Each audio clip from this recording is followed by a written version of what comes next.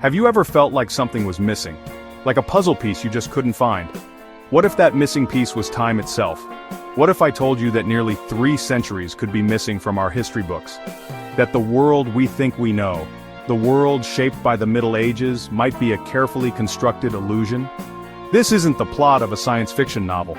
This is the phantom time hypothesis. It's a theory that challenges everything we thought we knew about the past. The phantom time hypothesis suggests that the years between 614 AD and 911 AD never happened. Imagine that entire generations wiped from existence. It's a chilling thought, isn't it? But before we dismiss this as pure fantasy, let's delve into the mind of the man who conceived this radical idea.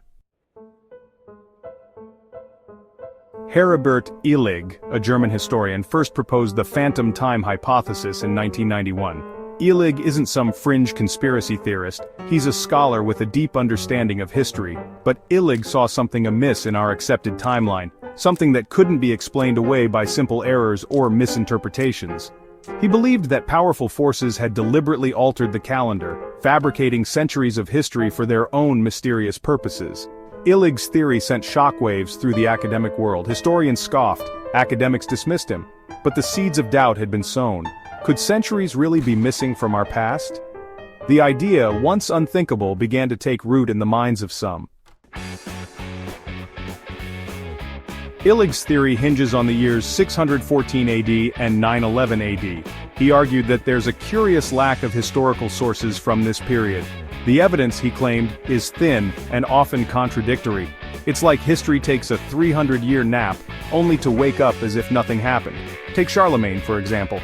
This towering figure of the early Middle Ages supposedly reigned from 768 to 814 AD, but Illig questioned the authenticity of Charlemagne's reign and the Carolingian Renaissance. He argued that the evidence supporting this era is suspect, possibly fabricated to legitimize the Holy Roman Empire.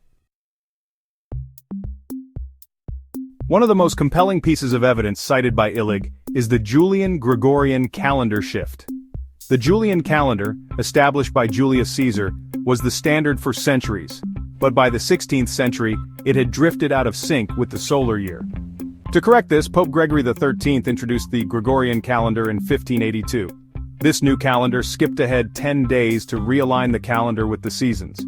Illig argued that this calendar reform wasn't just a matter of scientific accuracy. He believed it was a deliberate attempt to erase the phantom centuries from history. By adding 10 days and shifting to a new calendar system, the conspirators could conceal the missing time, making it nearly impossible to detect.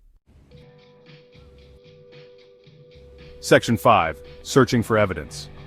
Beyond the calendar controversy, Illig and his supporters point to other anomalies that supposedly support the phantom time hypothesis.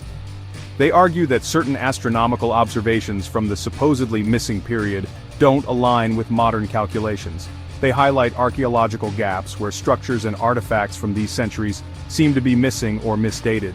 And they scrutinize architectural styles, suggesting that buildings attributed to different centuries bear striking similarities, hinting at a continuous period of construction rather than separate eras. These pieces of evidence, while intriguing, are far from conclusive. Critics argue that they can be explained by other factors such as incomplete historical records, natural disasters, or the simple passage of time. Section 6. The masterminds of deception. If these phantom centuries were indeed fabricated, the question remains, who orchestrated such a grand deception and why? Illig believed that Holy Roman Emperor Otto III, with the help of Pope Sylvester II, might have been the mastermind. He theorized that Otto, wanting to place himself at the year 1000 AD for symbolic power, might have manipulated historical records and adjusted the calendar to achieve his goal.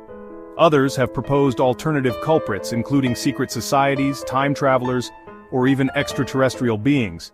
While these theories are certainly more sensational, they lack the historical grounding and evidence to be taken seriously by most scholars.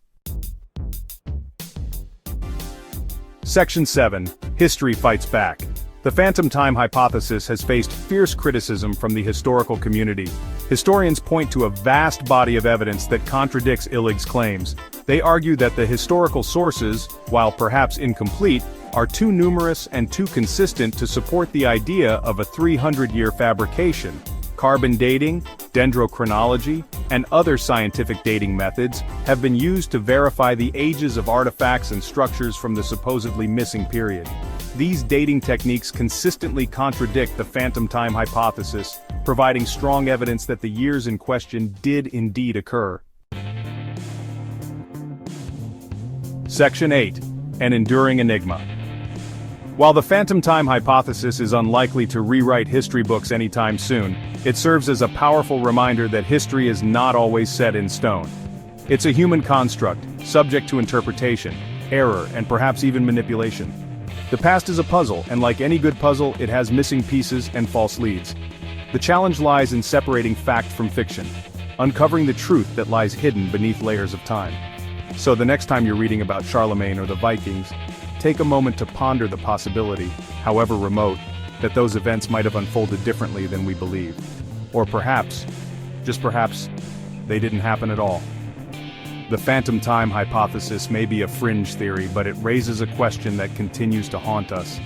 How much do we really know about the past, and how much will forever remain shrouded in mystery?